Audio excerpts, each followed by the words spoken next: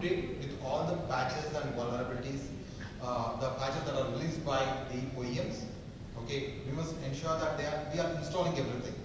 Okay, there are settings available in our own machines. Okay, which will say, okay, you want to auto install these patches, just have to say yes. Okay, we say, okay, ignore it. That's what mistake we do. Once we say yes, it goes and installed by itself. Similarly, for every application, every data that runs through the system has some or the other vulnerability. Nothing is perfect in this world today. Okay, even the security systems itself have vulnerabilities. Even they get compromised sometimes. They call it zero-day vulnerabilities. Once they are compromised, the attacker can walk in like on a red carpet, and then they can steal our data or compromise data. Okay, we fail to understand that, and hence there is something called as EDR and XDR tools. Okay, which needs a specialized knowledge to understand the alerts that are generated from that. Okay, and take appropriate actions. And those tools provide us more insight on the behavior analysis of the application, because these tools have the learning abilities which are driven by artificial intelligence, and implement those learning abilities on understanding the behavior which is done by machine learning. Okay, so it can detect those anomalies and provide us more information.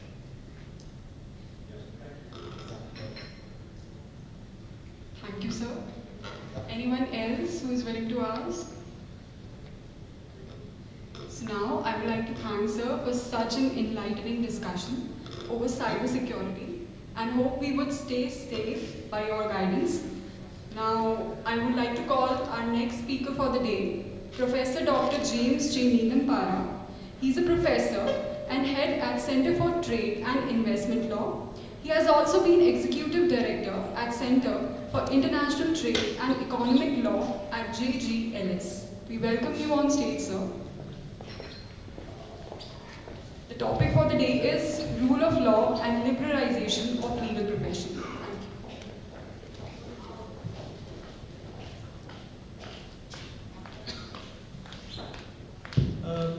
Thank you.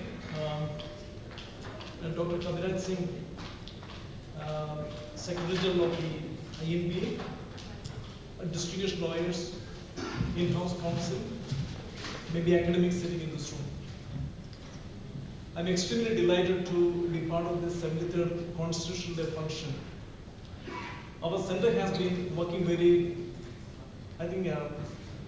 actively with INBA in terms of various issues affecting the legal services sector. So our center was established way back in 2016, and ever since our establishment we have been working very closely with them, and we have carried out a large number of workshops, seminars and other things. So I'm delighted that we are here again to support the activities of INBA, and obviously to celebrate this extraordinary moment, the 73rd Constitutional Day of India. So my topic is not actually on a specific area like cybersecurity, and by practice I'm an international trade lawyer, although I'm teaching international trade and economic law for that matter. So I will talk about the liberalization of the legal education, of the legal services profession, and the impact it may have on the concept of rule of law. So when we think about it, so it is a very general topic, in a sense it's a very broad topic as well. So when we think about the conception of rule of law, all of us have got a certain kind of an understanding of rule of law. What is it actually?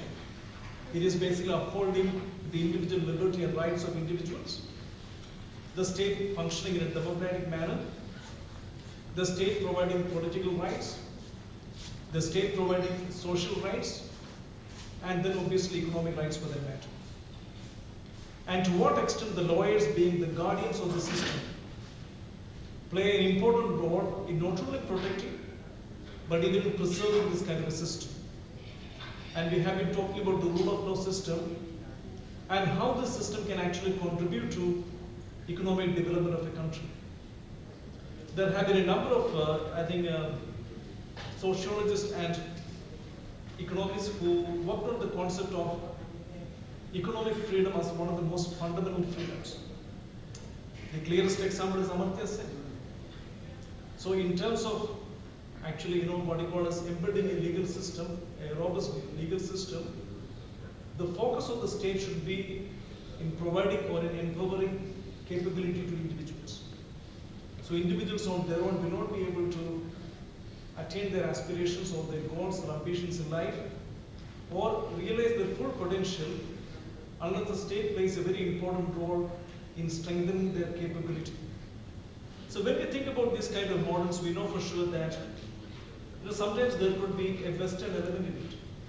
So sometimes the law and development model that actually that happened in the 1960s and 70s because of the work of people like David Trubeck and Mark Gallagher, try to force a kind of a Western neoliberal system.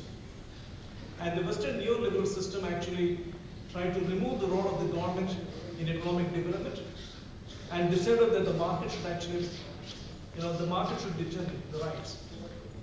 To an extent, the growth of some of the developed countries, especially the Western democracies, it can actually be attributed to the waning or the reduced role of the state. The private players were given the full, the freedom of space in order to carry out their activities, and the state only came in order to prevent certain kind of force and fraud. So the state was actually a guarantor of rights, but at the same time, the individual rights, or you can say the economic rights, were fulfilled or attained by individuals acting in their own self-interest. So this is actually the kind of neoliberal economic model that many people spoke about. In this kind of a neoliberal economic model, one has to really look at the role of the legal profession.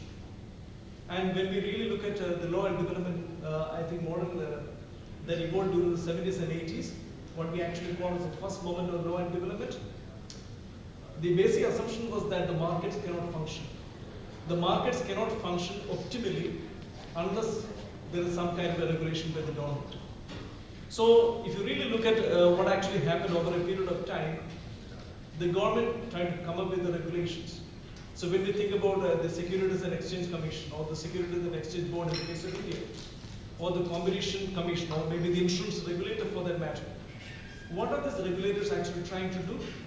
They're only trying to provide or make possible a very good environment for the businesses to operate.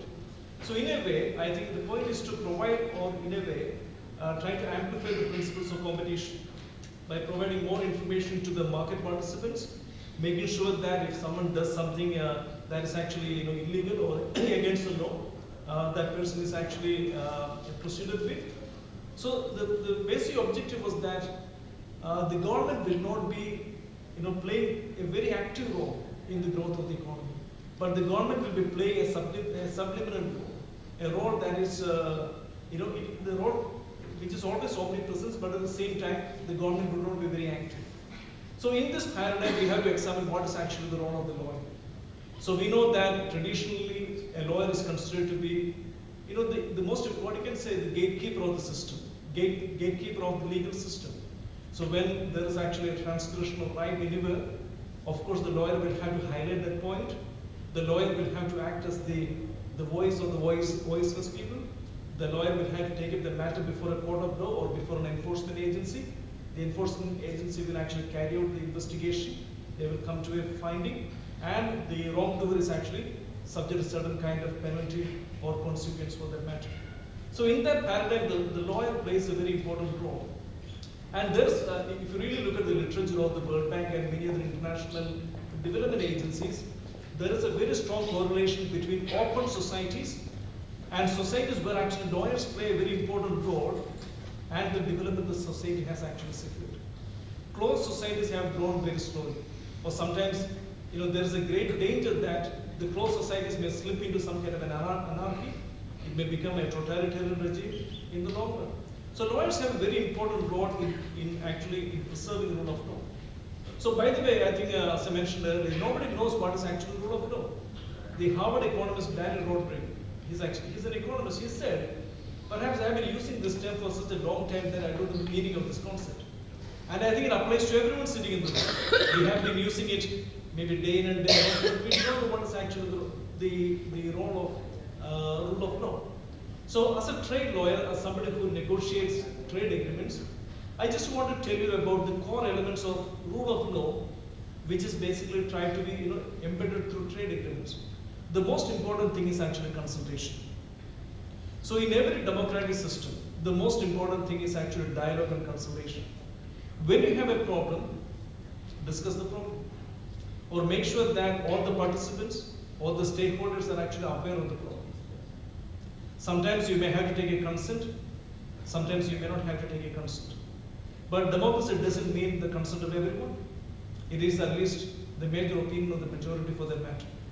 But dialogue and discussion over even small things is extremely important. So now let me just give a simple example to you. How in a system where the rule of law is not very strong or robust can actually impede business.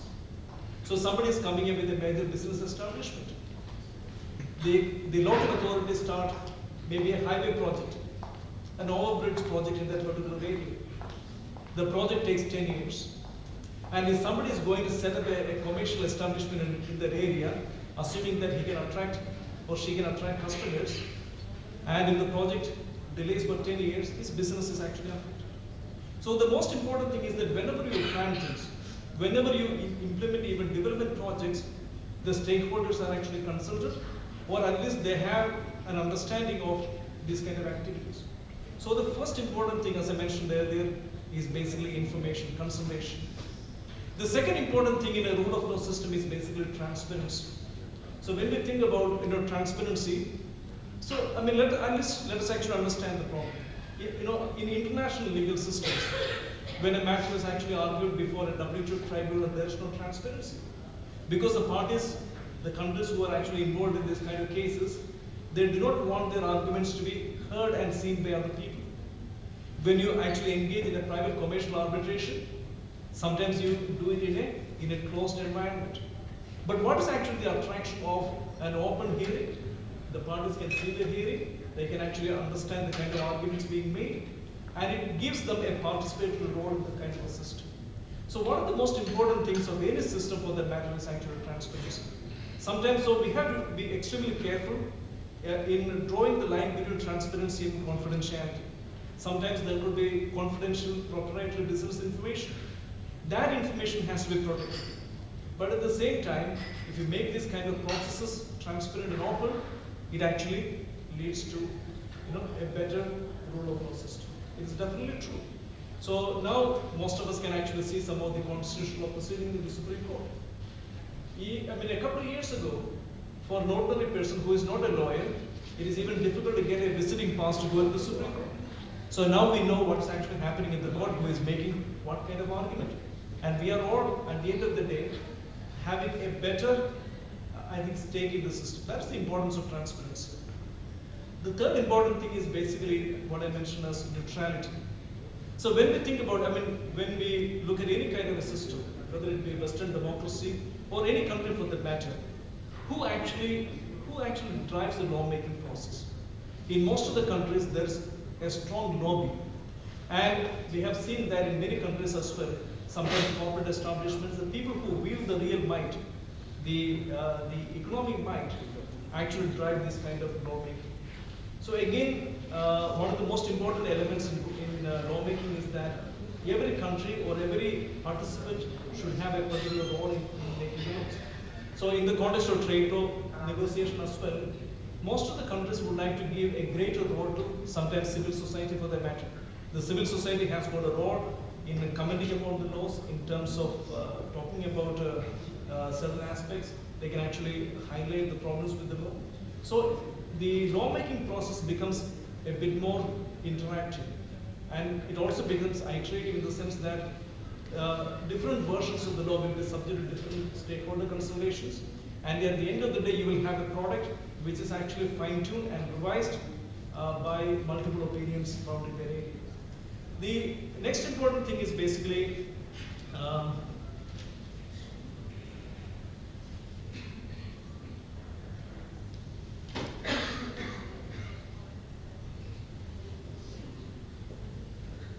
the importance of having good lawyers as well. So when we think about the legal system, so we know that we have to look at about the evolution of Indian legal system. Law was not the most attractive profession in India for a very long time. All the lawyers play a very important role in our own country's destiny. In a way, the lawyers are the most visible actors of change in its system. So when we think about our own independence movement, they were all lawyers. But the legal profession lost a bit of its charm. You can say a bit of its sheen, maybe in the decade of the 70s and 80s. After 1990s, when the economy actually opened up, many people considered law as a very lucrative career. So in one sense, the legal profession is inextricably tied to the economic growth of the country as well. If the country is actually rich, then there is a very high possibility that the quality of the legal profession will also be very high. If the country is very poor, unfortunately, the quality of lawyering in the country will also be very poor. So there is a correlation between the two. You can ask this question, who comes first? The lawyers come first or the legal system comes first? The answer is that both are actually epiphenomenal, in the sense that without good lawyers, the country cannot actually grow. When the country grows, they also require good lawyers. So that actually explains the reason why we have got a spurt of national law schools and high quality legal education establishments coming up in the country in the last 20, 30 years. So in India, traditionally law was actually considered a part-time professional course. Many people took that course either in the morning or in the evening, or sometimes people took it in a, what you call as a part-time basis. But now it has become an extremely rigorous program. And if you look at the number of applicants who generally write for the CAT or the LSAT examination, it has really grown up in the last 15 years. So that is basically a sign of the robust legal system that we have in this country. As more and more talented and bright people get into the system gets better. And when the lawyers action becomes better, the quality of the legal profession becomes better, the quality of the country becomes better. So the point is that the World Bank and other neoliberal institutions way back in the 70s and 80s tried to actually have a rule of law, I think a rule of law